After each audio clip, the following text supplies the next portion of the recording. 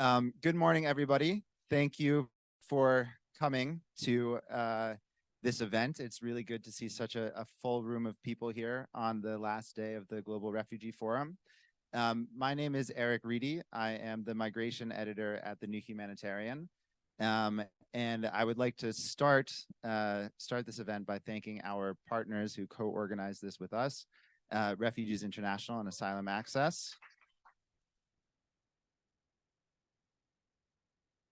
I am going to just say a couple quick remarks about sort of the origins of this for the New Humanitarian, and then hand it over to Sana Mustafa, who's going to be our moderator today. So for us, this event really grew out of an initiative in a series of articles called Flipping the Narrative, which is a series of articles that aims to put the voices of people with firsthand experience of forced displacement at the center of the conversations about the events and policies that shape their lives. There's a QR code that is covered by Mohammed's head right now. But at some point, if you could scan the QR code and take a look, it's an ongoing it's an ongoing series of articles. So if anybody is interested in contributing at any point, please reach out to me. I would love to have conversations about how to keep that series going. It also sort of is part of the New Humanitarian's efforts to practice decolonized journalism. And we are continuing those efforts by launching an Institute for Inclusive Journalism later this year, which is something that everybody should stay tuned for. And yeah, so today I think we're looking to have a really hopefully challenging and critical conversation about a topic that has been much on the agenda and at least a topic of conversation at the Global Refugee Forum, which is the refugee leadership and inclusion movement. And just sort of from my perspective as a reporter and an editor, you know, there's been a lot of progress towards inclusion of refugee leadership in global spaces like this. But there are also a lot of tensions that exist. You know, I think it's no secret that the status of refugee policy, asylum policy, protection policy, migration policy around the world is fairly troubled at the moment, to put it lightly. And so I think we're going to dig into some of those tensions in the conversation today. So with that, I'm going to hand the microphone over to Sana Mustafa, the CEO of Asylum Access, to get us started. Thank you. Would it be very bad if we turn off this? Like, so people, I know. Would that be great? Okay, just suggestion. So Mohammed's face is clear, but yeah. So maybe we can figure this out for a minute. Because I was in his shoes 2 days ago and it wasn't great. The photos came out very blurred. And my eyes were hurting. Yeah.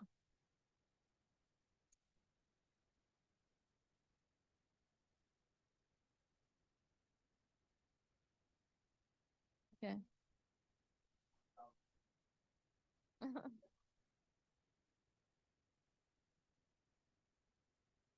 Hi, everyone.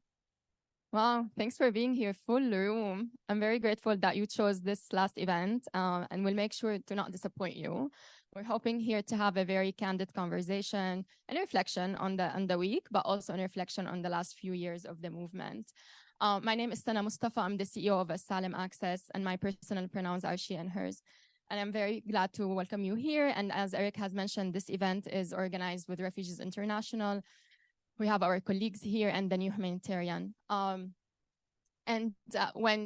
Eric and Harden and colleagues from Refugees International came to me with this opportunity, I was very excited because I was like, yes, let's create a candid conversation alternative. Let's create a space where we're going to speak truth to power on assessing this movement and what has been done so far. As I don't know how many of you are familiar with the refugee leadership movement, where we are young and new to it, but many of us have, many refugees have started this work decades before us and paved the way for us. And in the last, at least I can speak for myself, in the last 8 to 9 years, We have organized together with other forcibly displaced communities, and we've come together and started demanding. At the beginning, it was self-representation and seat at the table, the basic rights. And little by little, we started demanding more bold demands, such as, well, we want meaningful participation, and now actually we want resources. We want to shift power. We want to be part of the decision making. Allies have listened. Many allies have listened.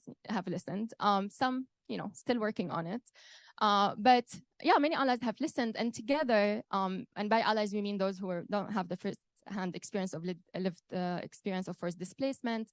And we've worked together in the last 8 to 9 years in different capacities on creating various mechanisms and tools to include refugees, to start with refugees representation in the rooms and the table decision-making, then to include refugees meaningfully, to think about how we can practically shift power. What does the system look like? How do we move from exclusionary system into inclusive system? And so today we want to, myself, and this is the panel, that we all have experience forced displacement here, and we all have been leaders and advocates in this movement, and so many allies here in the room. So we're hoping to look into what are these mechanisms' effectiveness has been? What's the impact of it? Is it working? We have people from different, mechanisms, from advisor group, consultative groups, fellowships, organizations that started realizing refugee leadership journey. Where are we at in this, and how can we look forward? And I think one of the main questions we're going to get into as well is the movement getting co-opted? How can we avoid that more? And how can we make sure that this is not the future of the movement? And so we're going to start with, there's 3 umbrella questions, just so you know where we're headed. And each one will answer them. And we will have time for a Q&A, hopefully 30 to 20 minutes. I also want to mention that this event is streamed on Zoom and will be recorded. And so those who are not here, we can send the recording afterwards. And we will also be sourcing questions from audience online. So please send them our way. Okay. And with that, I'm going to start with the first speaker with us. Maybe I start actually with you, Matai Moon. So Matai is a forcibly displaced person from South Sudan, and he's an advocate for refugee leadership and currently a grad student. And Matai, I want to start with a question, which will be the question to all of you. Can you share with us a short overview of your engagement in this movement? What brought you to the refugee leadership movement, and what mechanisms and efforts you've been part of? And how are you feeling about the progress of the movement at this moment? Yeah, thanks a lot, Sana, for the question. My name is Matai. I'm from South Sudan. I've lived in the refugee, situation for the first 15, 16 years. So what brought me to the movement? I think it's come from my whole lived experience as a refugee in forced displacement for all that time. And then in 2020, when COVID struck, I came up with an initiative in Nairobi that support refugee youth and women, particularly from South Sudan. And so I took that initiative, to create the opportunity for the refugees, youth and women in urban setting in Nairobi. And I would say that was the beginning of me, joining the movement. All these times I've been, engaging within the movement alongside allies, as Sana was saying, with some achievement, but also with a lot of challenges here and there. I don't know if you want me to go into the challenges right now, or we can come back later to that. Okay, thank you. With that, I will move to the same question to Mohammed Naim. I have to read your title from here. Deputy Director of Strategy and Partnership at American Immigration Council and the advisor to the U.S. Refugee Advisory Board. Same question to you, Mohammed. All right. Hi, everyone. Good morning. My name is Mohammed Naim, as Sana had mentioned. Just grateful to be here. Thank you to RRI for organizing this, and of course, Asylum Access. I am new to the movement. I have been a refugee almost all my life. My family and I were from Afghanistan. I was born in Karachi, and we immigrated to the U.S. when I was quite young. So there's a privilege having been in the United States for as long as I have. I actually come to this movement because of a particular sort of intellectual curiosity. Very early on in my life, there had been some events that had happened post 9/11 when I grew up. And early in my career, I was offered the opportunity and the chance to be able to talk about what had happened.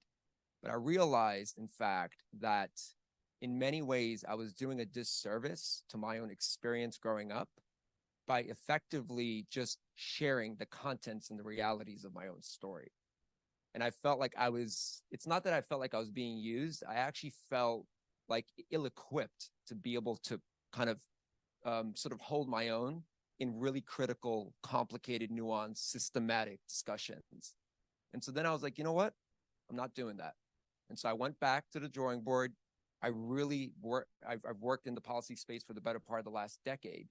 And then now I've returned to a different kind of space to be able to really structurally examine both the form, structure, and content of the ways in which we engage the global policy space. And my interest in being here is really thinking about the technicalities of the law, the technicalities of the system, the technicalities of the way in which money moves and who moves it, to be able to ensure that we're anchoring this movement within the context of the system that we're operating in. And so that's really why I'm here. Of course, the lived experience sustains me and continues to fuel me, but really, I'm really focused on the systematic design of the way in which we can shift and alter the system, meaningfully. So I'll leave it at that. Hamad, yes, it's all about how we operationalize this and what does it mean in practice. So I'm excited to dive into technicalities with you. Maria Diaz, you're the president of the Coalición por Venezuela and you're a Refugees International Fellow. Please share with us. Thank you. Thank you all for being here. And yeah, my name is Ana Maria, and I am the president of Coalición por Venezuela. I am Venezuelan, forcibly displaced, now living in Spain, beautiful country. And well, my story, quick. I was a lawyer in Venezuela, and I wanted to be district attorney, and everything was doing great, living the dream, until, Venezuela broke up. And I shifted to humanitarian action. And I was working for HelpAge International as humanitarian protection officer. And trying to do the right thing, helping people, until I was kidnapped in order to seize a humanitarian cargo by the police with their uniforms in their patrols. And I was, kidnapped and tortured, and things happened. And I still stay in Venezuela after that. But it became too much for me. And I was already a co-founder of Coalición por Venezuela, and I was the only one living in Venezuela. So, sorry. So for my mental health went too far, and I decided to live with one suitcase and my 2 dogs. And I made it to Spain because my dad was a Spaniard. So I was doing the backward, path that my dad 45 years ago did, because he fled from Spain, running away from the civil war in Spain. So yeah, I am now elected president of Coalición por Venezuela, always an advocate, and keeping it real. Yay, we like that. Thank you, Ana Maria. Farhad Shamoroto, you're the founder of Voices of Yazidis and also a Refugee International Fellow, and you have a very specific experience as well. Could you please share with us? Well, yeah. Hi, everyone. You hearing me, right? Say that again. Well, as answering to your question, why did I join this movement? My only answer, I can say I had no choice. That brings, just to tell briefly who I am. I'm from Yazidi ethnic, religious, indigenous community of Iraq. I was born in 1994. I mean, many of you will give me 40 years, I think. Growing up in this community, my dad and my mom have been telling me so many times we have been forcibly displaced until 2014 when the genocide started. We survived the genocide. I personally survived with my own shoots and ended up in an internal displaced camp was built by UNHCR for 3.5 years until we get a chance to get to France and obtain refugee status. Not having choice because we the whole community was destroyed. And then we started working. I just started to do not accept to suffer silently anymore. I was hearing two stories of fathers and mothers, like our ancestors. They so longly suffered silently. So my choice was to not suffer anymore silently and to not die silently. That is why I joined. And then gladly to see this movement, this international organization that have acknowledged that and that have understand that at the first stage. After they understand, and I think now we can see with Refugees International, they start to believe it. Here I would, my closing remark to this. I think everyone understands that's a meaningful leadership, representation, activity of the refugee leaders, people with experience. Everyone of us understand that is needed, but not everyone believe in that. When I started my work, I started to believe that I can do something. And now if you, the funders, the governments, if they start to believe in it, change will be shown so quickly and more sustainably. But now the government understand, but they don't believe in it. We have to make them believe in it, Sana. We are. Thank you, Farhad. So you all, again, like you all come from this we all come from this lived experience, right? And I always, people when we talk about recruitment and hiring more refugees and inclusion, people be like, how do we do that? And I think actually I want to answer this question because the way we framed it at Asylum Access, that lived experience is a skill. It's something you can't learn in schools, you can't read in books, and it is a skill that's required to do the job. And so here's a tip of you put it in the skills required when you want to recruit people with lived experience of forced displacement. Back to you, Matai. You and I both have contributed to Flipping the Narrative initiative by the New Humanitarian to center refugee voices on shaping the narrative on forced displacement. And this is one of the mechanisms that we are part of and you are part of. Can you please, on this mechanism and other mechanisms, give your views on what's working well with these mechanisms that aiming to include refugees, maybe challenges, barriers, but also successes? That's really an important question. Let me begin with what is working. What is working is that based on flipping narrative that I contributed to, it led to why I'm here sitting in front of these people. So I think that's important because it gave me the voice, to share my insight, share my lived experience with this community who come from different places.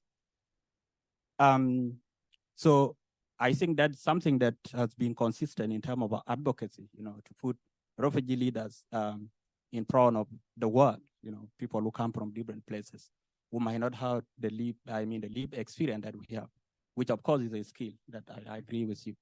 And in fact, it should be part of the recruitment strategies for some of the organizations. So I think that's something that is very, very important. It gave us that power to connect the world and share our stories. What is not working? So when I got the opportunity to share my story with a New Humanitarian, I got it through a Google form, and there are thousands, if not millions, of refugees who cannot access Google form, because Google form has the implication to be connected to internet, you must have a laptop and all these kind of things. So I think that kind of imperative need to change for New Humanitarian and for other organizations. If they want to get refugees, they need to, also consider the fact that refugees are not the Haba refugees that Matai Mon was part of. There are refugees in the camp, that also need to share their stories. So I'm trying to say that, within the refugee space, we are not equal. There are those who are more equal than others. And I think that really need to be considered, not only by the New Humanitarian, but by other organizations. So I'm happy that I got the opportunity, but I think much need to be done, in terms of access, in terms of getting the real refugees, who are struggling and grappling, with life, and who also want to contribute to this space in one way or the other. Yeah. Thank you, Matai. Actually, I'm going to have a follow-up question on that to you as well. What do you feel the impact of have you felt or sensed from your own experience and around you the impact of contributing to such mechanism and being part of such mechanism on your life, on policymaking, on the narrative? Yes, I would say there's been some positive impact because, sharing the refugee narrative by refugees, I think itself is powerful because my story is my story. How I present it, how I share it with the world is more authentic than someone writing it on my behalf. And since, the article was published, so there's been some, level of engagement, some visibility that I think would not have been possible if, that story was just published by the new Humanitarian without my contribution. So I think that has been a tremendous impact. Yeah. I'm glad, thank you. Mohammed, so you're a part of the U.S. Refugee Advisory Board and other mechanisms. Curious on your reflections. Yeah, and I have a number of our advisors with me. Basma Alawi's over here, whom probably this whole room knows. Yeah, I'm going to focus this portion of my remarks on three elements here: sort of the narrative in and around the work, the policy making in and around the work, and then the capacity building in and around the work. On the narrative side, I chair the U.S. Refugee Advisory Board. Separately, I'm a deputy director at the American Migration Council, and so on the narrative side, I think there are two elements. And Resgardi yesterday at our event that we held at the Impact Hub talked about norms, right? In a lot of ways, some of that, so much of the responsibility to shift some of the norms of the international system often relies or sits at the feet of refugees. But I would challenge every single one of you that you and your institutions are also vital and critical for establishing a new norm around refugee engagement and participation, because you have different positionality in the ecosystem, you have different kinds of competencies and capacities, and also I might not be the trusted messenger for the people that you're talking to. You might be the trusted messenger for the people that you're talking to. And so as someone who dedicates so much of my career, the last half decade has been about strategic communications, I want to put our movement in the best position to be able to make its case. And sometimes I am not the one to make that case. And I am perfectly okay with that. And I know that might come as a slight challenge to our movement in our field, but I really strongly believe that. On the policy side, representation matters, but ensuring that there's competency in the seat, right?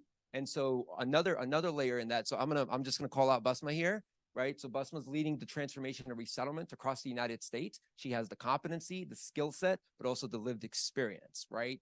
And again, if you lack the competency and you're sitting in that seat, you're doing a disservice to the entire movement, right? And look, again, that's a challenge to our movement to ensure that when we put ourselves in a position of leadership, that we're effectively stepping into that leadership, but more importantly, we can hold that seat.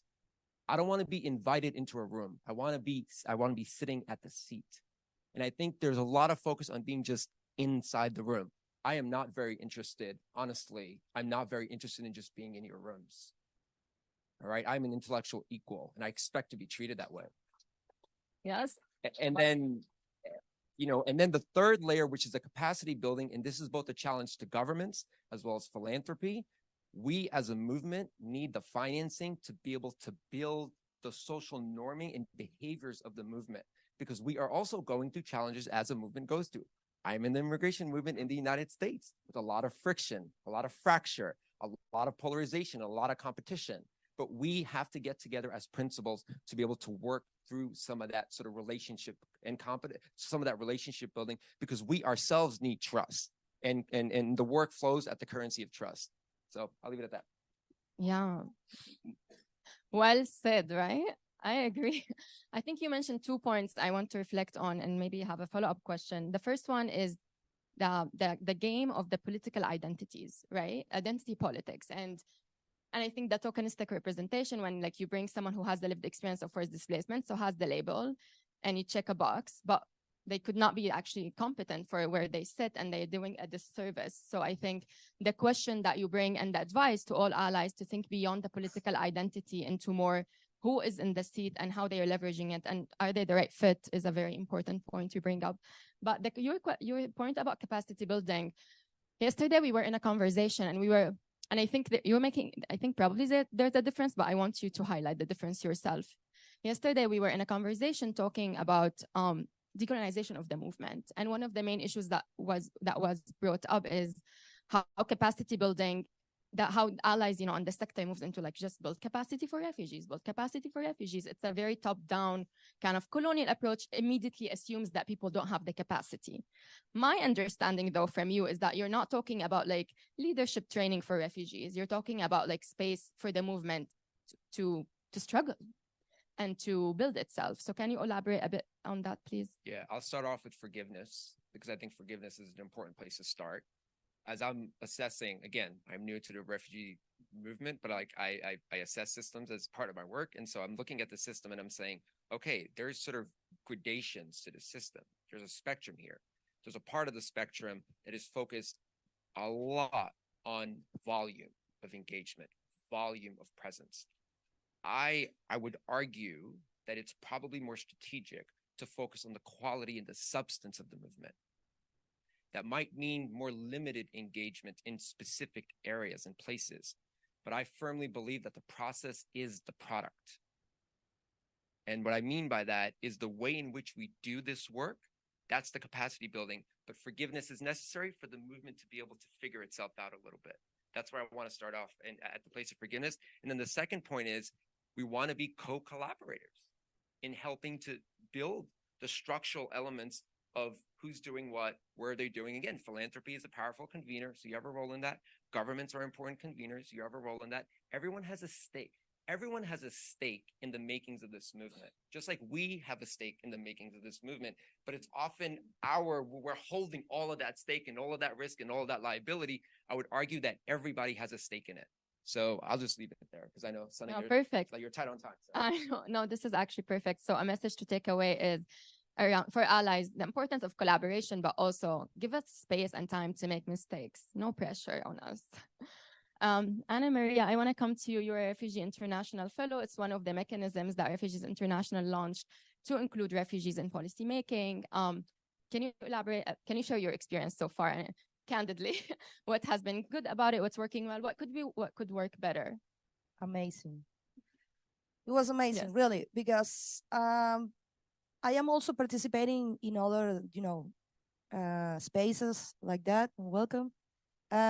So I can see the high difference on the space that we have to have a voice without being, with parts deleted and, political right about it.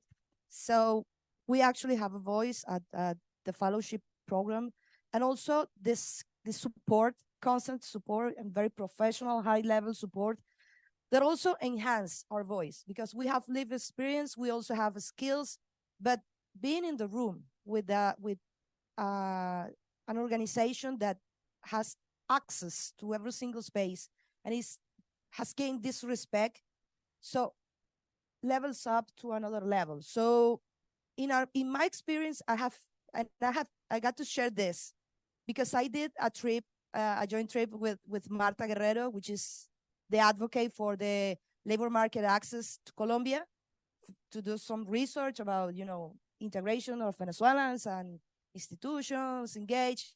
And I was looking for a meeting with any government official in Colombia, like for, I think it was 7 months since I, been in the presidency, and they didn't even reply, like receive or something. And I was like, like the crazy lady in the square of the people shouting at the moon. And once that Marta, sent an email, the whole agenda was packed. And I was so welcome with so many institutions. And Marta said, like, listen, we are here and we want to know about this. And Anna, that's your cue. So this should not happen, because we should have access. We should be, fully acknowledged as legitimate stakeholders in this process. And Refugees International has supported us in every single step, but also in the policy making level, how to, make the theory of change with the wider scope, things like that. Mark's smiling because he knows. And things like that has been really, really, really a rich process for us. And I'm looking forward to see the next fellows and give them a hug. Amazing. I want to highlight about the fellowship. It's a mechanism by Refugees International to include refugees in policymaking. And one of the main advantages and the important things that we had in conversations of co-design was compensation. You are all compensated, not for free. And meaningfully compensated, not like just per diems. And I think so. You mentioned the importance of such mechanism in providing access to spaces, connection building, the ability to refine your thinking on policymaking. If someone was here considering developing a fellowship, what else would you tell them to do? Do it. And also it will be a good idea on more regional level for other institutions, organizations to duplicate this good example, because it is amazing the access that we had, and also the learning, and also the friendship that we have that we had. So this has been an incredible experience. And also, I'm not gonna mention any other organizations that we know who they are, but we have tons of work without fair compensation, or even having acknowledged the workload that we receive into our shoulders. And you can see the difference, like it's the elephant in the room. You want to say something? Does not. Yeah, some organizations that like hosting us here, like UNHCR. Anyway, Farhad. Well, yesterday at the Impact Hub, I was sitting down.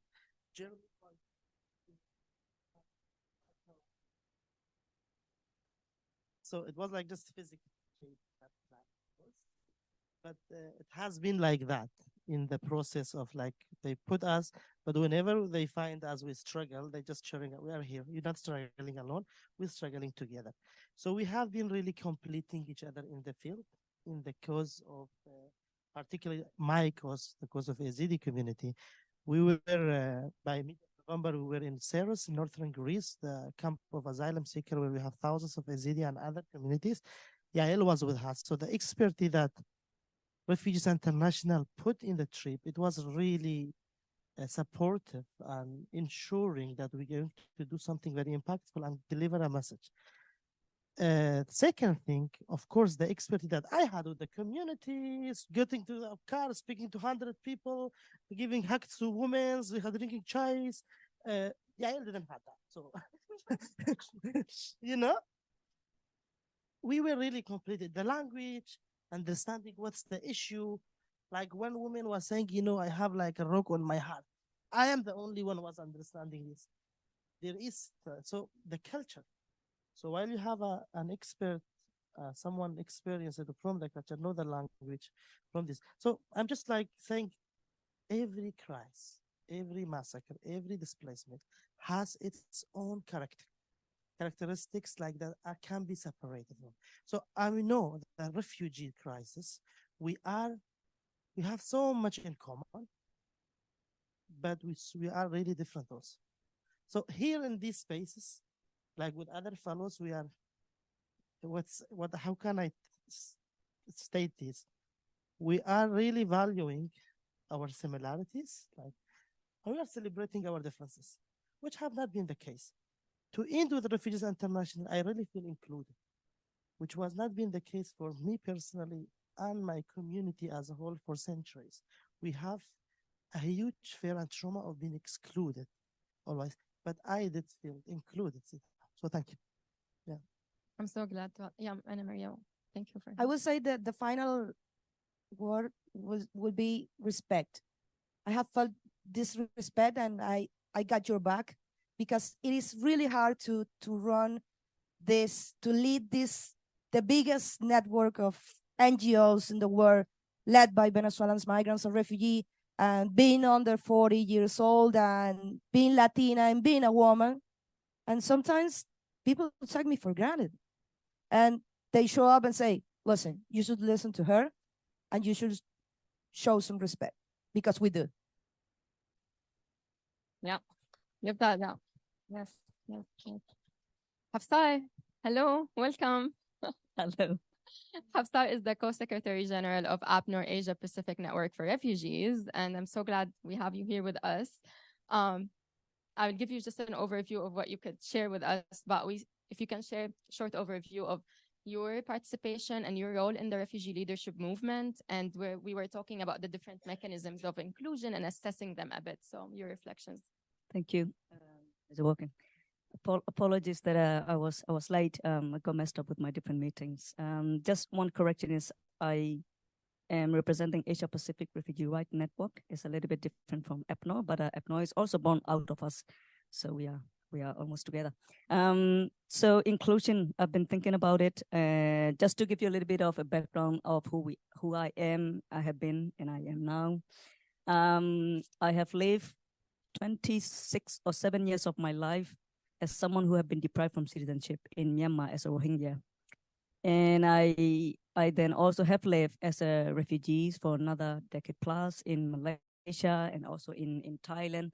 Now I am in New Zealand, resettled 4 years ago. So it has been constant and ongoing struggle for me to be able to speak on behalf of my people and also others like me. So one thing that I realize constantly is that when people invite you for a table, they expect you to be really grateful. And then I was so resonating one of the quote that somebody said, you know what, meaningful participation is not a privilege, it's a right. Nobody should feel like I have to thank you because you have me. So it is really resonating for me. Also, as I am in this advocacy spaces in different many capacities, I'm also thinking about how do we do this inclusion? How do we do this meaningful participation? Is it only refugee does that? Is it only UNHCR do that? Is it only INGO? Is it only civil society do that? Then I come to a realization, any movement, social movement, whatever it is, we need everybody on board. Otherwise, there's going to be always a pushback and pull and push. So we need everybody on board. And by doing that also, we need to be really critical about our stuff. The stuff is really, really important sometimes because we're so focused on external factor of excluding us, we then fail to look at the exclusion from within. So that is something that I realize also because it is very human thing for the oppressed community, for somebody with lived experience who have been constantly excluded and who have nothing in your life. For the first time when you have something, you just want to hold on to that. It's so good for the first time being recognized and this is the platform. And then with that also come, we then sometimes feel, oh, now I have been in these places. I am speaking for many other people, then who am I excluding from my own community? And who I can, one example is that if now I'm in New Zealand, I can travel, I have refugee travel documents, then it's become my responsibility. How about others in Cox's Bazar refugee camp? How about somebody stuck in the IDP camp of Myanmar? Can I speak on their behalf? Is my experience exactly the same as them? If not, looking at the webinar, looking at the situation, who will add more values on that things than me being on that thing? So then also become really important for us to be critical about my representation and my leadership, and then am I doing it? So also one thing that I have been reflecting after, a leader from New Zealand, Jacinda, before election, she said, oh, I don't have what it takes to be in this space anymore. It requires so much of mental capacity. So I am leaving this space, giving to someone else. That was so admirable for me. So as a decent leader, as a decent advocate and activist, it is also really important to be critical. I'm not blaming myself. I'm also something that has been in my mind a while, that to know that when and if we don't have what it takes to be in this space, because the journey that we have been is so hard. The mental capacity it takes to be in this advocacy space is too difficult.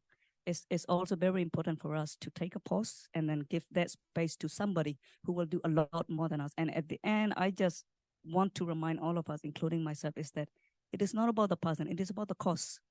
It's really, really important. Causes versus person. Is it about Hafsa being in this panel, or is it about what is it that we want to achieve out of this?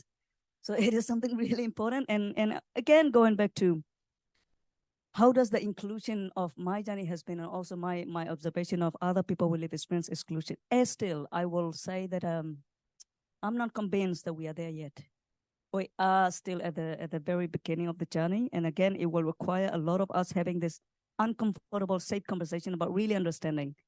I want to acknowledge as well, it is not fair to only blame to the big INGO and organization who hold all the power. It is also our responsibility to be in it together with them, for them also to open up for us. Okay, Hafsa, we want to do A, B, C, D, E, F, but this is our barriers, funding, blah, blah, blah, security. Also for us to be able to talk about that, yes, I want to participate every bloody single thing that you invite me, but then the topic that you're asking me to talk about will risk my life and my family life. And then for me to be there, it requires to take unpaid leave from my job and to be there. So also having all this conversation and really understanding about what is that holding aspect to do this, and finding solution together in that sense. Also, one other thing that I want to mention is that I think we are so used to playing safe. INGO, us, refugees, we love to play safe. We have to stop playing safe. If we want to see the impact, you got to make a bold move, even if it's involved risks. If we never take the risks, we're never going to see any significant change. And I have been thinking about it since day one that I was born. I have lived and seen this for how many decades now? Now you're going to know that how old I am. 3 decades above. Now we're dealing with the same shit. So it is very significant to me that we are not doing something right. Why are we playing safe? How many more lives will it take for us to come to this realization is that we must take risks. Even if it takes, really making the bold step and to see the impact. So the inclusion and meaningful participation is ongoing process, and it requires all of us to be critically reflect about the privilege and power that we hold. I am going to insist to say that even if you are a refugee leader, even if you are an asylum seeker leader, you still hold something and you have a privilege and a power. Me, compared to other refugees in Cox's Bazar, even if I'm traveling with now 1951 Refugee Convention, I don't have a citizen, but I'm still a lot more privileged than those refugees who are stuck in the Kakuma refugee camp and Cox's Bazar and stuck in IDP camp. So I need to be really mindful of the privilege and the position that I hold, and am I sharing it enough with others whose voice will be really critical in this space? Am I making enough effort for their inclusion as well? So inclusion requires different level or layer of thinking through critical reflection and making sure that everybody is there, because it is about everybody. It is not about me. It is not about only one person. It is about the causes. It's not about the person. Thank you, Hafsa. Well said.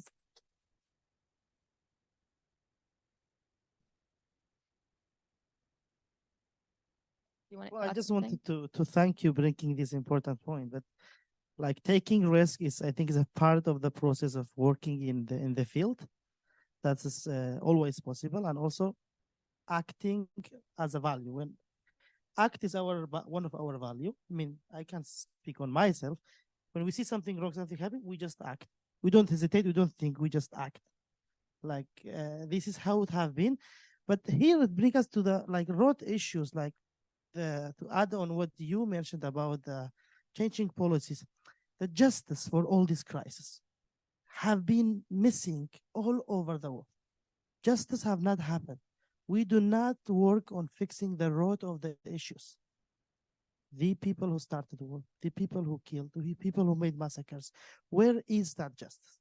That has to be also one of the future realization of really focusing on the root issue. Impunity have been terrible. People kill, make hundreds and thousands disappear, and then look, like Syria, Bashar Assad now getting re-recognized. And here we are just wasting time. Of course, it's important to work on bringing camps and give foods and trying to help, but we have to speak up, even if it takes, in my experience, many times, it could have taken my life. Very important point. I think thank you for saying that, because I think also many of us don't want to be political, want to be humanitarian, right? And that we are not refugees who fell from the sky like this. They're crimes that forced us out, and advocating for that. And I know this is part of the fellowship goal, and my sister is a fellow with them, with all of you as well, and to focus, for example, in our case, on the issue of forced disappearance and the normalization with the war criminals. We are, as refugees, going to activate for that, advocate for that as well, not only for refugee leadership and to be included. I think the issue is that we're not getting to that, because first we're fighting to get into the room. But when we are getting into the room, everyone wants to talk also again about refugee inclusion and leadership. And I want to talk about the other things, including our rights. So thank you for bringing this up. Hamad, you wanted to add something? I can actually cover it in the final question. Yeah. Great. So on the final round, what's the future of this movement? We've talked about mechanisms that doing well, right? And there are ones that could do better. We also talked about, a moment of tokenization that's happening. We talked about a lot. Hafsa mentioned the importance of also the work that we do on the movement side. So I'm curious to hear your thoughts on two levels. What's the future? What the success of a future movement would look like with allyship, and also on the movement side within us, the communities? Maybe I can start with you, Mattai. Yeah. Before I answer that, if I can add my reflection to what I think a lot has happened since the last question. Yeah. Yeah. And I think, I need to also add my voice to it, particularly the question of quality that my colleagues here talked about. I think it needs to be emphasized. Quality in the sense of, in terms of how do we get the refugees on board? Where do we get them? I think that's really very important. It begins with how we recruit them, like the Refugee, Refugee International Fellowship. But also it speaks to the question of the diversity, of the quality of a conversation that we have, and how they engage and contribute to that space. I want to share an experience, from a colleague of mine who was given an opportunity to go to the World Economic Forum as one of the global shepherds. And he was coming from Kakuma. And so when he went there, he had a note, something that he wanted to talk about. But before he did the presentation, that note had to go through, a lot of editing and all those kind of things. And by the time he delivered, it had already lost its value in that aspect. And I think it's really, really very important, to underscore the fact that as we are talking about lived experience as skill itself, if you are coming from Kakuma and you already have a speech, I understand that, sometimes product that is, produced by refugees, the quality is always questioned, which I think really need to be looked at. Because my ideas, if I put them on the paper, this is what is happening around my community. So it's not going to be changed, edited without my permission, or at least we want to edit it and then it, to please other people, at least try to keep the message, the central message, the idea. I think that's really very important for a lot of organizations that are present in this room. So now talking about the future. So the future of the movement, I would say I'm quite pessimistic. Not to say that, there are no challenges ahead, but I think, the future is bright in that sense. But what needs to happen is, we need to have the critical engagement that my colleague talked about, in terms of the level of participation, but also in terms of the messages and how we deliver them. That need to happen between and among the, different stakeholders. If we are to continue, we need to question the current engagement, the participation that we have, and that also connect to the question of quality. So we are not just going to quantify the number of refugees that are present at the Global Refugee Forum, but we need to question, the quality of their engagement, and then, how they affect, the policy outcome at the end of the day. Because I think the next 4 years, we should talk about different things, not about how, how many refugees are coming, where are they coming from. Maybe we should talk about, how do we dispense the funding that is needed? Where should it go? Because my experience that a lot of funding has happened, in the past few years, but it's also being mismanaged at the state level. That is, a question of its own. I don't know where it feeds based, but I think it's really, really very important. International funding framework is not being managed the way it should, at least at the local level. I think that is, something we need to consider. Thank you for saying that. Quality of participation, we're going to assess next GRF. Yes. So my colleagues have touched on, I think, the distinctions between the policy making and the policy decision. So two different realities, two different contexts, two different stakeholders. In an increasingly in a context where Western democracies and overwhelmingly the largest donors to UNHCR, their countries and societies are dealing with acute levels of polarization. And because of that kind of political environment, the decision making happens amongst a narrower and narrower and narrower sliver of people. The current context in and around the wars that we are facing in the Middle East, in Gaza and Israel, in Sudan, etc. These are state-based realities, but in effect, they're also political. And some of the bodies in which we operate do not have a political strategy. So we're applying a humanitarian protection framework to sometimes what are inherently political realities. And so as a result, I think we are ill-equipped, allies are ill-equipped to be able to center our perspectives, because honestly, what is our positionality in shaping that political context? So I'm going to focus on a few things. I don't have solutions, but I have some broad meta-narratives here. Sorry, I wrote it on my iPad that I never use. And today I was like, I'm using this $500 thing that I brought. So here's a reality, right? Number one, right? The social context is forcibly displaced people. There is an implicit perception of dependency across the institutional realities, where we're only seen as recipients of aid. That is an incredibly dominant kernel of a narrative. When systems see you as simply a recipient of aid, they cannot reimagine you in a seat of power in making that decision. That is really critical. And that might rub some of you the wrong way.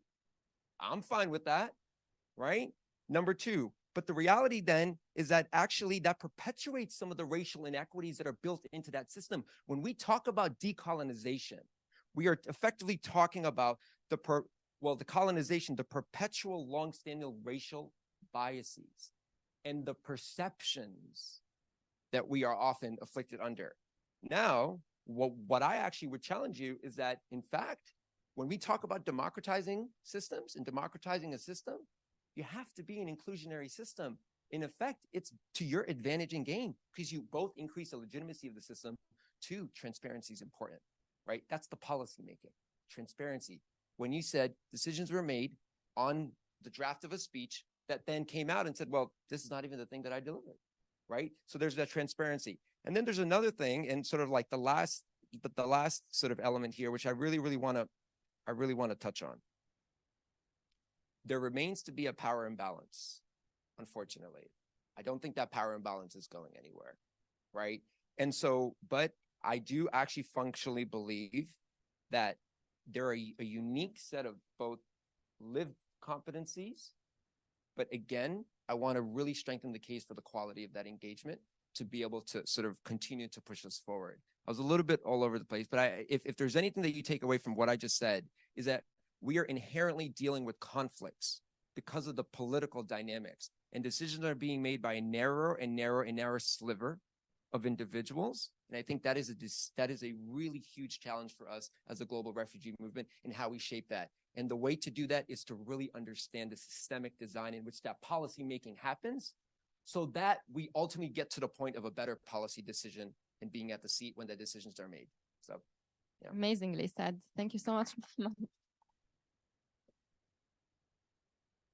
Yeah, this depoliticization of people who work in the sector of refugees is not a coincidence, right? I think it's by design that we are asked to be apolitical and biased, and that's why we get nowhere. And as if work rights is not political, or the right to move is not political, the right to exist here is not political. So thank you for bringing that. It is impossible to not be political in this moment. Be comfortable being political. It is impossible, and I am very, very comfortable being political. Very comfortable, because heck, the aid of convoys is like, it's a humanitarian issue, but politicians are making them, right? And I think that is a really important context and reality. Again, it's no criticism against any one government. It's criticism on the entire system, including all of us, all of us. So I'm very comfortable being political, because if that's the approach, that's the game that's being played with me, heck, let's roll. Agreed. Thank you. Anna Maria. Awesome. Future I of the don't know what movement to say starts. after that, but I'm sure we have a lot. You have a lot to say. yes, I mean, listen, meaningful refugee participation and the full integration of refugees is not optional. This needs to happen and will happen. The conversation that we should be having in this forum is how to do it faster, more approachable, more accessible, more respectfully, because otherwise we will still, losing lives, losing opportunities, wasting donors' money, and nothing changed. So also, I don't know, I got this sense that meaningful and participation has like different definitions depending on who is in the room, but it's really clear. It's not that hard, actually. Refugees International has done it. I mean, several organizations has done it. The New Humanitarian has done it. I mean, it's not that complicated. And yeah, it's not. And also, governments, institutions, and organizations needs to lose this fear of, include refugees and allow them to have a voice. Because in our experience for Latin America, in every single space, whether it's local, it's national, it's regional, that we have, had this space in the table for decision making and for policy making, the results are amazing. Amazing. I cannot tell you enough how amazing experience this has been. So let's lose this fear about including refugees. And also about the politics. About the politics. Everything is around politics.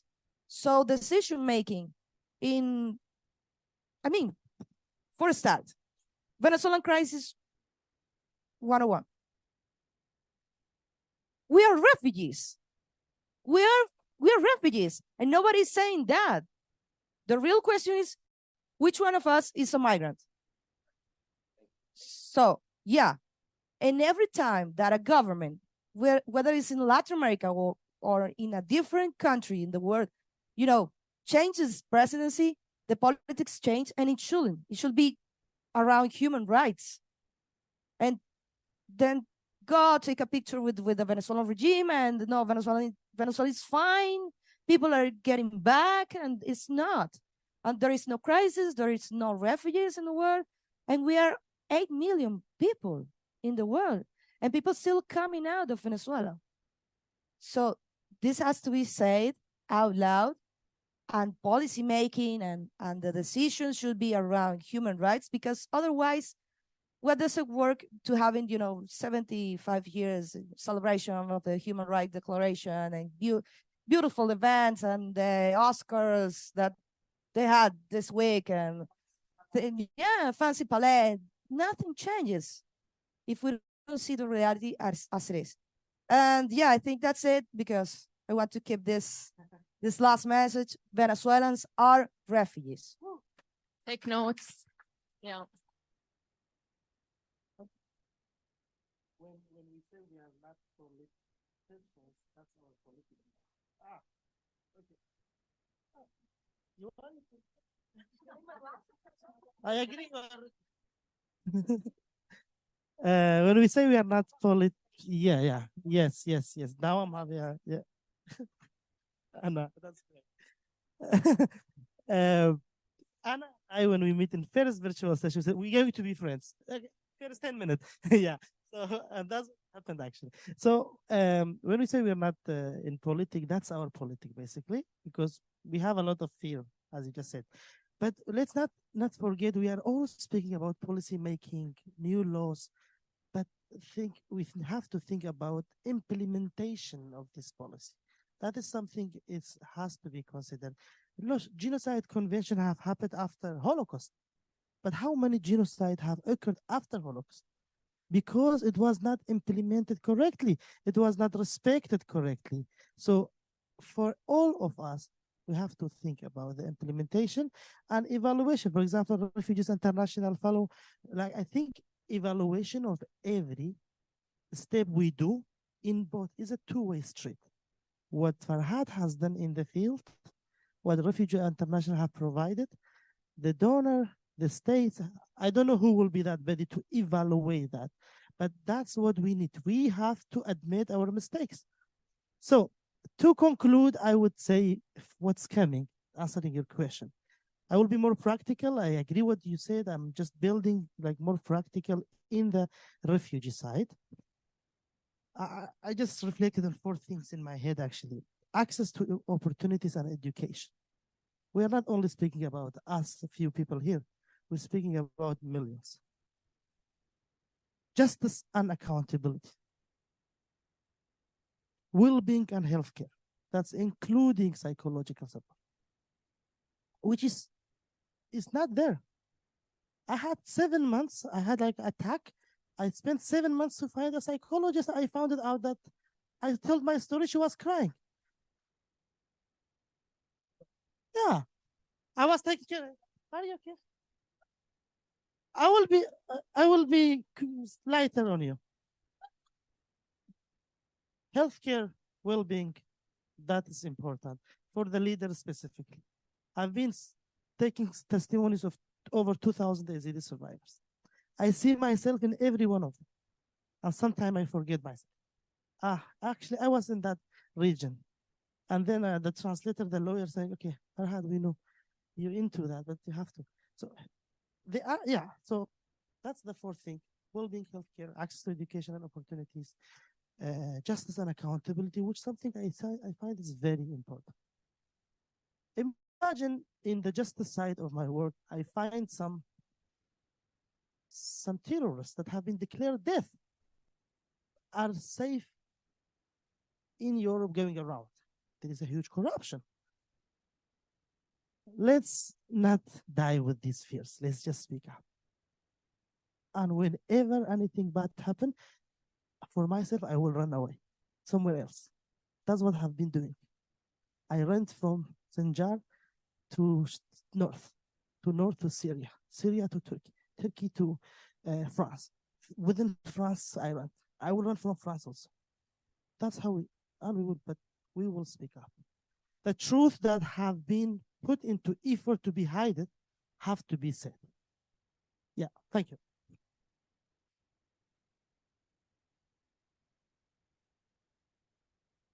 I just want to highlight something Farhad mentioned, mental health support and trauma support. And this is one of the things we work on. It's about trauma-informed practices, but also I know in the next iteration of the fellowship, there will be support for mental health and well-being of us, because we're just expected to show up like this and no one knows what happens in the background and what we feel and what we deal with daily. So thank you for bringing this up, Farhad. Hafsa? Can you hear me?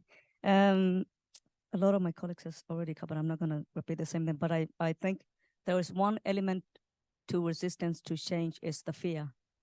The fear of losing power, the fear of losing their space. So it is really important for us to address that fear. Why? What are you afraid of by giving this to the people who live experience?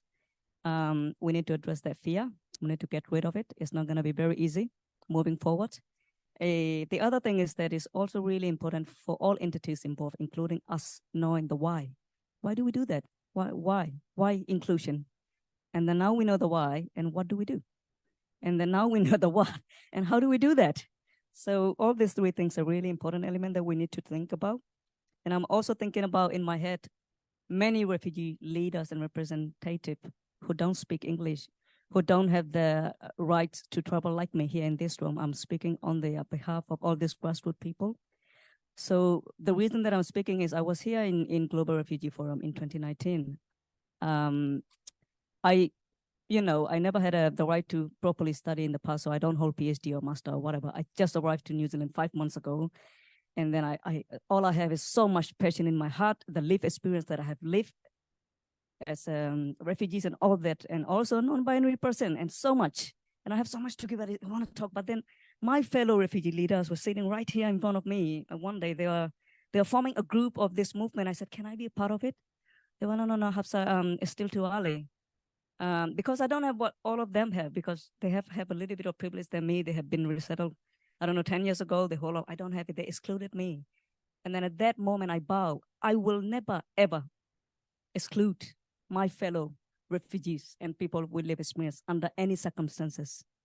Just because they don't hold such degrees, just because they don't speak that English, it doesn't mean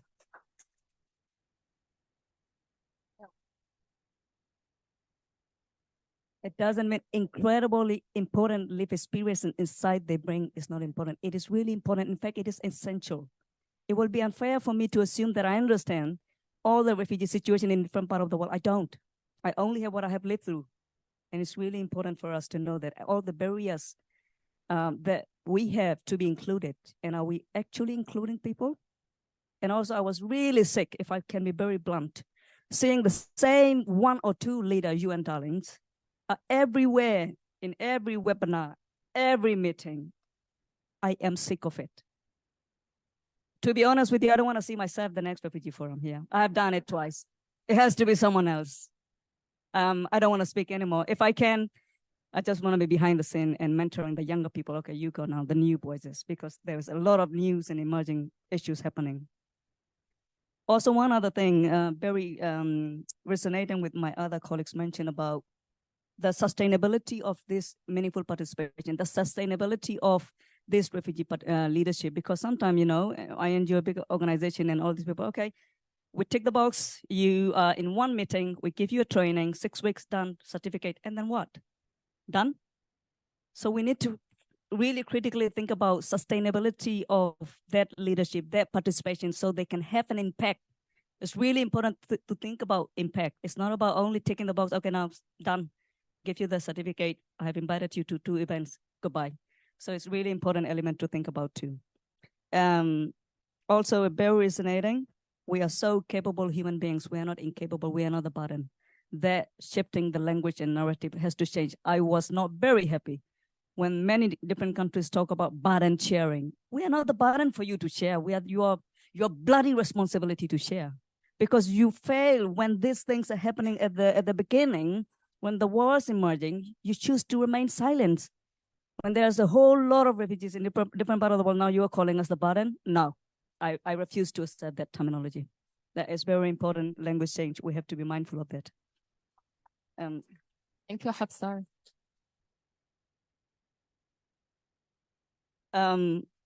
Going back to that, to keep this movement alive, we need to get this whole of society approach. Then that include reflecting, criticizing the people who hold power, the bigger people and policymaker, as well as ourselves critically reflecting. So the leadership is very interesting thing, because different people have their definition and understanding and meaning of leadership in a very different way. But there is 2 things that resonate me. When I think about the leadership, this guy mentioned leadership is service. Leadership is not you holding the mic and being on the stage. And also, one thing that resonates to me so much is that the true leader will always create more leaders. The true leaders will not create more followers. So it is something that we need to be really critically think about ourselves to make sure this movement of meaningful participation and inclusion is sustainable and impactful. That's all from me. Thank you so much.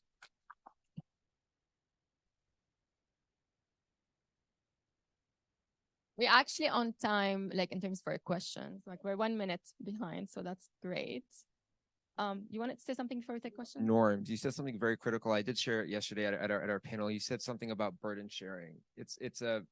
That's creating a norm, right? Go back to sort of Reza's point yesterday. It's creating a norm amongst the cascade of obviously the entire system.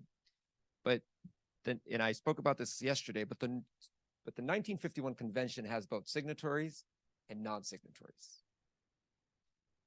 If you study the speeches of the non-signatories, they in fact are using burden sharing quite a bit, and they are creating a precedent dangerously across the system that signatories are also in view of.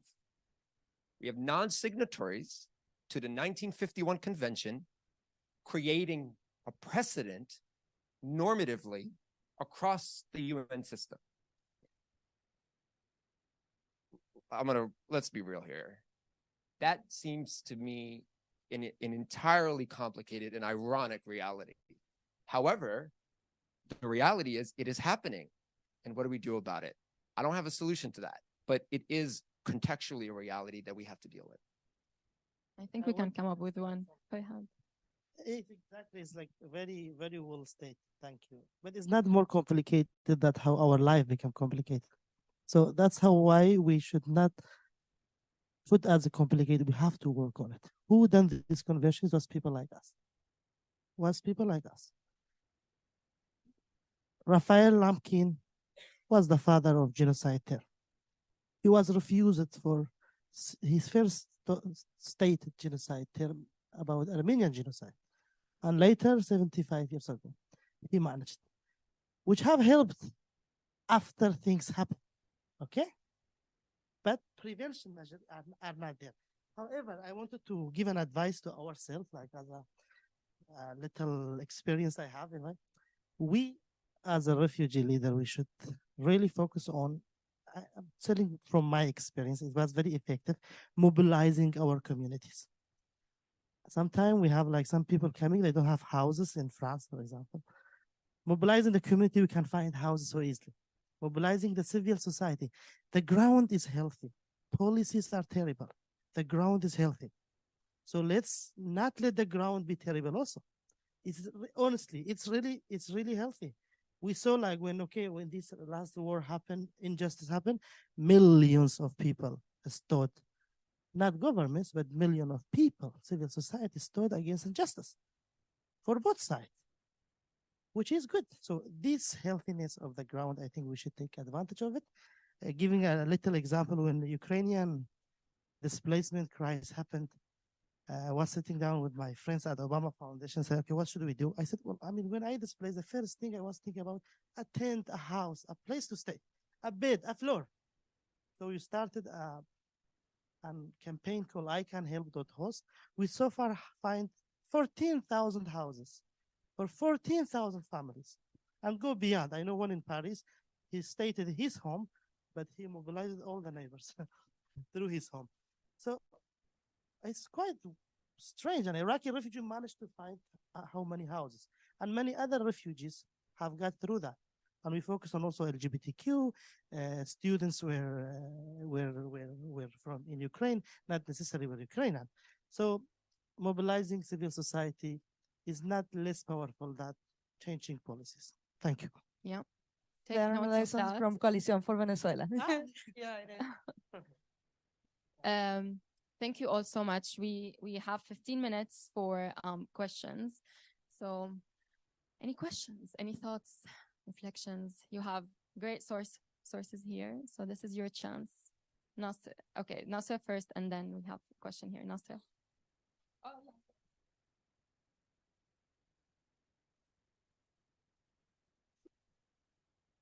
Thank you so much. No? Okay, I'm Nasra Ismail, and I'm just so pleased to be really just sharing space with you. This is an education, so I'm almost sad that we didn't charge at the beginning. Absolutely. I was thinking the same. No? This sets the bar. Same. Yeah. I'm an older millennial, so forgive me, but I have two questions, and if you want to answer, it's totally fine, and if you don't, it's also good. But what are your dreams in the next couple of years for yourselves, not for the movement? And then the other question has to do with just something that I want to try, because I believe movements of the past speak to movements of today and tomorrow. I know with the gender and women's equality movement, we've learned to stop instrumentalizing women, because it's not on performance that we get into seats. Actually, we can fail, and that's perfectly fine. So I wonder, for future young leaders of movement, they may not even come into the room, but is it okay to fail, and how do you explain that, and how do you welcome that? Thank you so much. Thank you, Nasra. I think we're going to take another one, and then we will do, there was a question here, Eric, please. And then we will do 30 seconds response from each one, so we can take more. Please introduce yourself. Oh, yes. Alev Mine of the One Goal Initiative for Governance. This initiative looks at the system in its entirety. And so the question that comes to me is, how will this situation evolve? And it seems that quantitatively it will get worse. And speaking about sustainability, how will that be sustainable in larger and larger and larger numbers, and more difficult otherwise political situations, or otherwise, I guess, operational situations where people need to, even the people who were in certain countries before any refugees came, are getting into more difficult situations. So how will this evolve? Thank you. I think we're going to take one more before we answer. So any questions? Nada, yeah.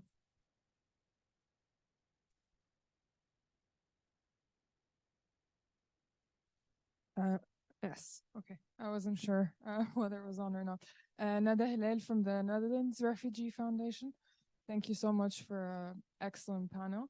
I'd like to get back to a point you raised at the very beginning, Sana, but it's been just so interesting that I think I'd be glad to go back to the point of co-option. I think co-option is the responsibility of, if we go back to the question of the power holders, who holds the power. What do you say to the government stakeholders, the donors who indeed you pointed to fear of giving power? What would be your direct message in terms of not co-opting? Because it's very easy to turn things into box-ticking exercises, as we very often see. You know, here's a refugee on our panel, tick, next. Thank you. Great questions. I wanted to get to that. So thank you, Nada.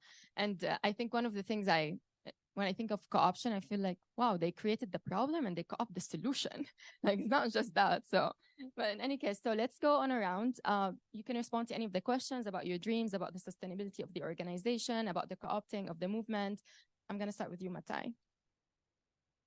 Yeah, good question. So let me start with how the system will evolve. I would answer by saying that it depends on this room.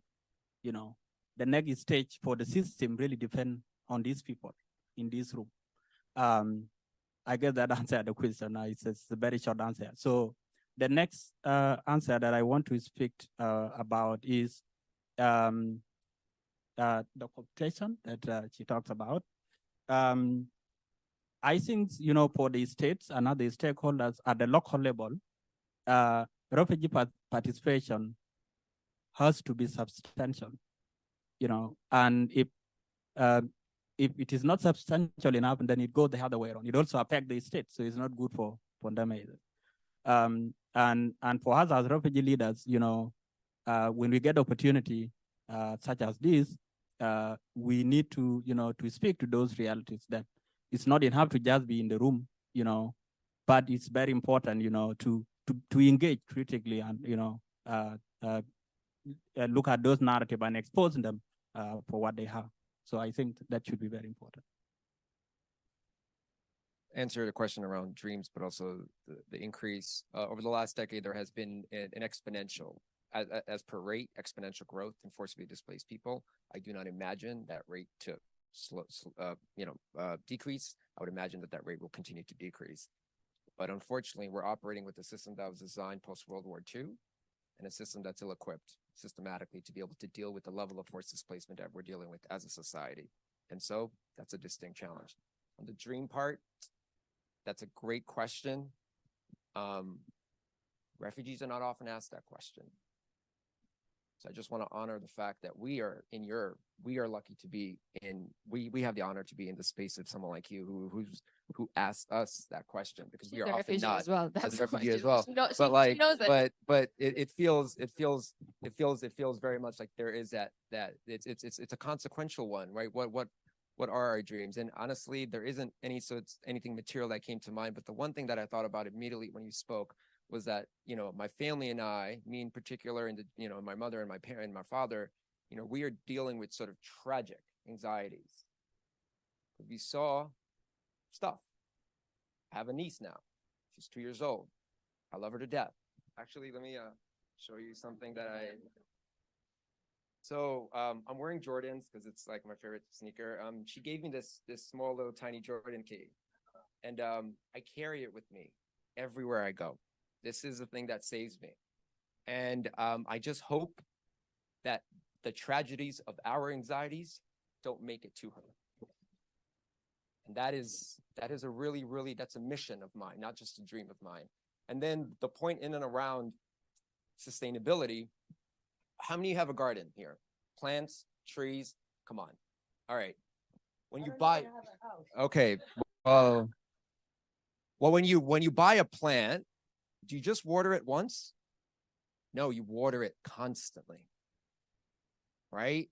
And so let's think about our funding models here, right? Let's think about how in which we fund them, right?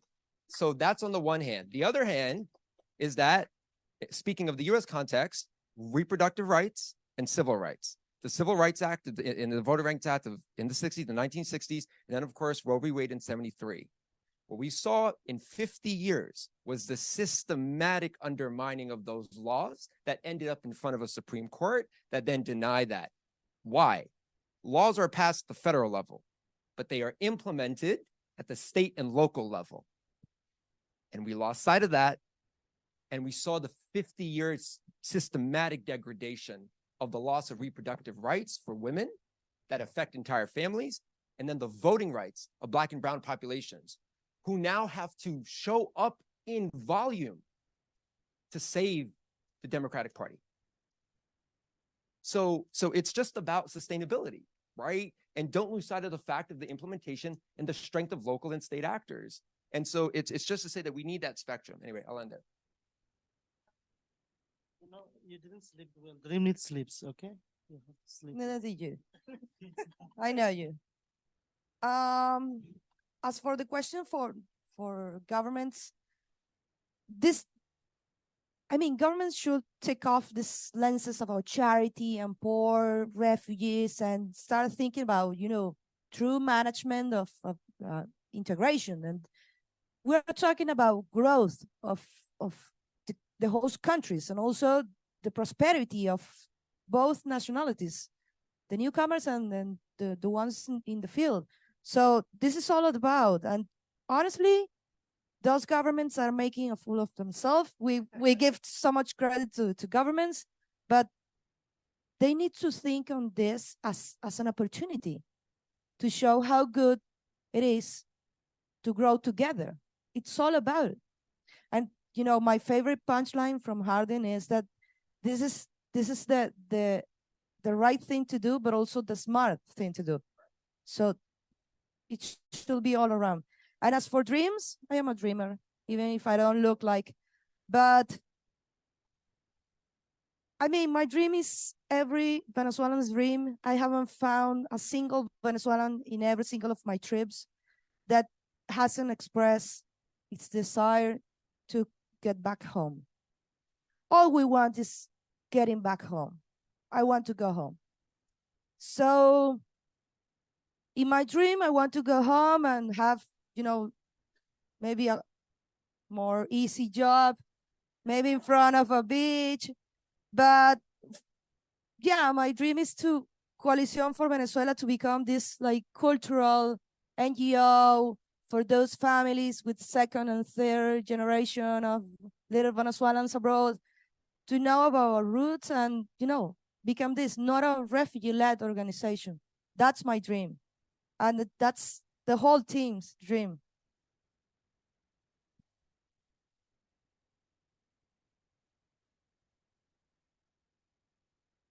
Oh, let me start with a dream. Well, let's dream together. Yeah. Well, every struggle, serious struggle in my life, I had a dream for myself, for my community, and for humanity as a whole. As a genocide survivor, I dream that we can one day live in a world where there is no genocide can happen. As a homeless person at one stage, I dream that everyone can have a floor over his head. As a person who do not have a paper, nationality, passport, legal status, I dream everyone will have equal right. And I dream and I dream and I dream. Our life is a dream, Madam Smile. Yeah, so but just that was a bit hard for me when you get snack of your mom. Is your mom right? Yeah, Eunice, yeah. My mom gave me a little thing during the genocide in the mountain, and I was always carrying with me. It was like little ring, strange one. And once my hand was broken, and I put it inside my apartment. And one day I was not in my apartment was broken too, and it was still, I don't know what they will do with it. And my mom been always asking me, where is it? And I always develop a lie. Each time I develop a lie. So, oh, she don't speak English. You know it now. Okay. Oh, no, right. Yeah. But anyway, yeah. So for the progress, I think we are committed. We are working. We learn while doing it. That's how I started from bottom up. I remember I was a translator in a camp. I was so funny. I look to my email now, like 5-7 years ago, sent it to organization. Like I speak like a big paragraph of like introduction. I'm sure none have read my emails. So we get into like now all of those paragraph, big page of introduction, thankfulness to us at the end. Something is become. I hope they do well. I hope my email find you well. So we learn while doing it. We are committed, and I think we will learn more and more, and we will face the challenge and do our part. At least I feel happy. There is the hope of continuation, and this is still strong. That's why we are here.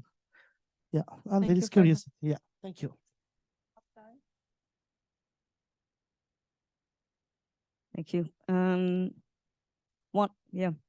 The question of how do we convince the people who are so fear or persistent because they're going to lose power is, I think it's about ensuring that just by having us in this space, you don't give up anything from you. We just complement you to do the work that you do better together. So I think that is the way going forward. Also acknowledging that they do bring something. We cannot do this alone. I want to acknowledge that. Yes, they have been doing shitty job, but we cannot do this alone. But I think that's how we can address that. So my success indicator in the space of this movement will be, my dream will be, I've mentioned that I'm sick of seeing the same leader everywhere. So if I don't see that the next JRF, including myself, not taking up the space, will be success indicator for me. Also seeing in this meaningful participation and inclusion space, diversity, equity, across intersectionality, women, men, LGBTQ community, elderly people, disabled community, all this, if that is there, I will say that we are moving forward to the right direction. Also, one thing that I'm really glad that I'm here today is that I don't think it is usually the case that people from Global South, Global North, and Asia Pacific are on the same panel. As a human being, we are so invested in our own issue. We think I am the most vulnerable person. My cause is the worst and the other. So that is wrong. That is absolutely wrong. So I'm so pleased that I am here as a Rohingya from Myanmar, far away from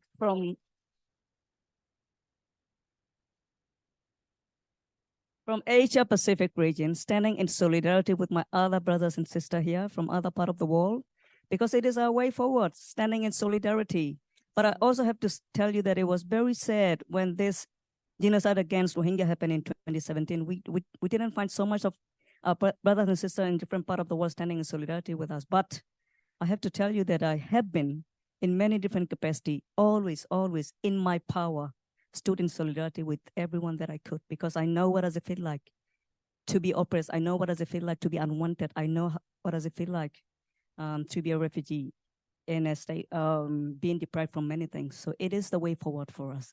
I don't think we're gonna go any way forward. We're like, oh, Israel versus Gaza versus Rohingya versus Kakuma and Africa. No, it is not the way forward. The way forward is, yes, your problem is very important. You are very vulnerable. As you fight for your plight, it will not lose anything if you stand in solidarity with others as well when and if it is possible. If we are doing that, it will be my success indicator for me in this space. Thank you. Thank you, Hafsar. Wow. I'm not going to evaluate because I'm sure this is your favorite panel from the, and I want to, this is not Chatham House rules. Take everything you heard here, tweet about it, talk about it, take it everywhere with you. And my dream is to witness the day where justice is served against all the war criminals that displaced us and their supporters. Thank you all for being here.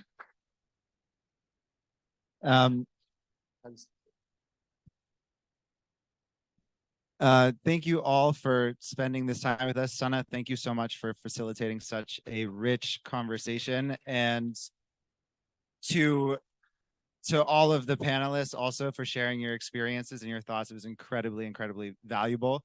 Thank you to Refugees International and Asylum Access for partnering with us on this. And lastly, as the new humanitarian, I think for us, this is really just the beginning of the conversation, the beginning of our coverage. So please, sign up for our emails, follow us on social media, reach out to me, talk to us. We're going to be continuing this conversation in various formats in the days, weeks, months, years to come. So thank you all very much. Thank you, Eric.